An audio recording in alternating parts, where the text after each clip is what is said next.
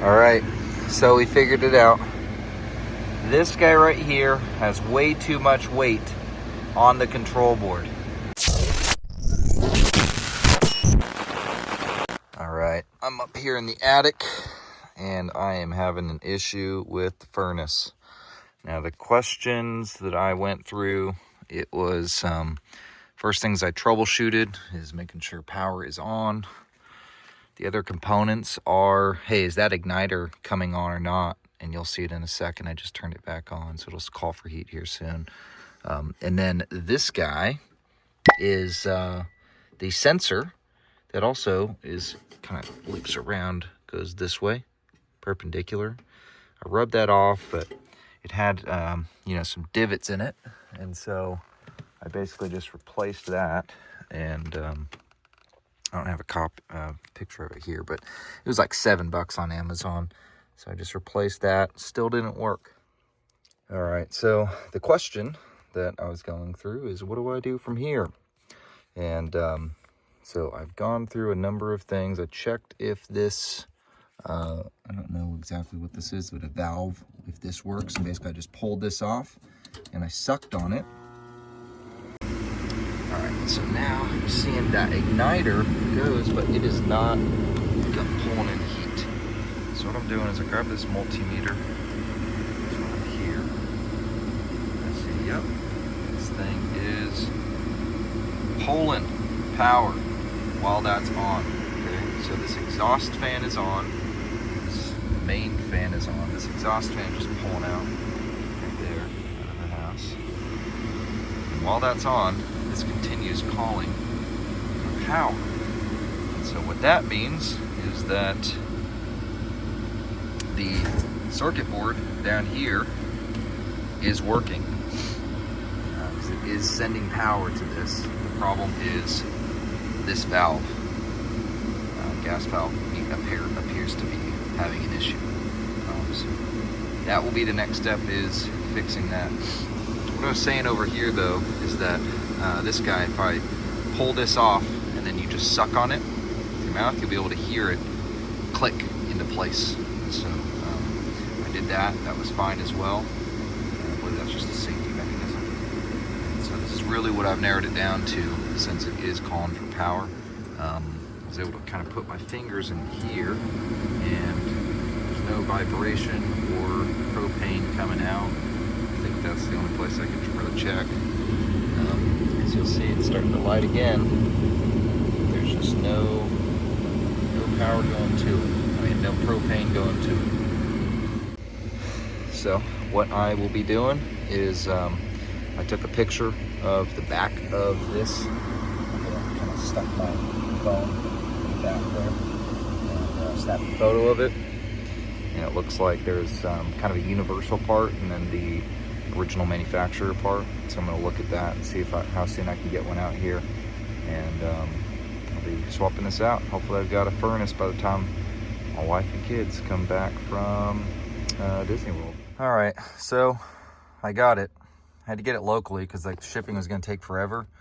But then I called everywhere. Most people, they won't sell it to the people who are not technicians, who don't have an account, like with Train or whoever else. So I got this bad boy, White Rogers, and it's a compatible version. This is, I guess, a newer version. They kept on giving them the old SKUs everywhere, and they were like, we don't even sell that for the places that did allow me to. So I had to call back, and they were already annoyed because I'm not a technician. But let's throw it on and see what happens.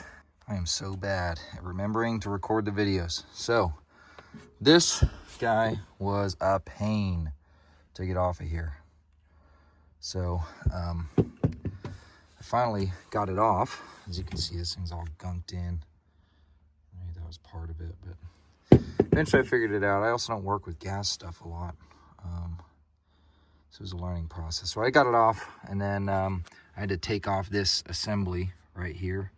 And then I've just fastened that on with some pipe thread sealant. Gas, among other things. And looked like what was on there before anyway. So now I gotta get this guy replugged back in there, and I should be good to go. All right, here's the moment of truth. No air leakage right now. I Just flipped it on. Let's see what happens. Let's see.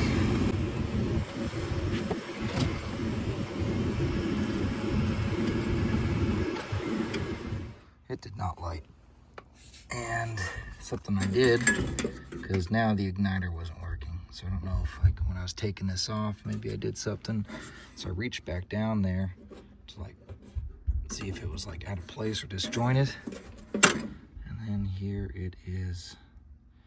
So I just keep doing so many different things wrong. Well, not, I guess this is the first thing I did wrong, but broke it. Might have to call a professional.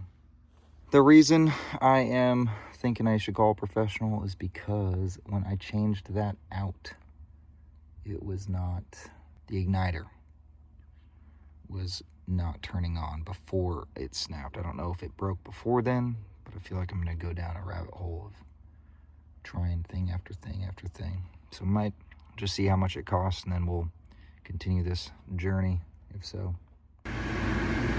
All right, so we figured it out. This guy right here has way too much weight on the control board.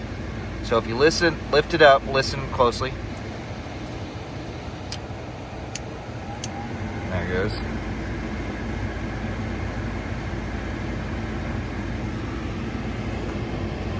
Okay, now the timing for this gas valve that I got is a little off, but right at the end it should light. There it goes. Boom!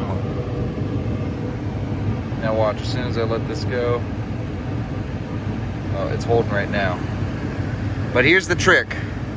This has too much weight on it, okay? There's too many wires. There's like 7 of them, 8 of them that are going into this. So all that you need to do is, first I bunched this up and it's still dropped. So what I'm gonna do is add in one more zip tie to wrap it around here, okay? Now, this is, regardless of what model that you have, apparently they still manufacture them like this. So over time, the weight is just too much and starts pulling off of that control board, right? It's just slipping off. And so that's an important thing there. And good to know if you're running into issues, but problems solved. And now we're good to go. All right, the last free trick I'll tell you is for this switch. If you're comfortable with opening up this and doing this work, is you just take a piece of this zip tie, just stuff it in there, and then that switch will just stay in. Because it was annoying having to hold this down while I'm trying to look for what the code reading was on this. So anyway, that's it.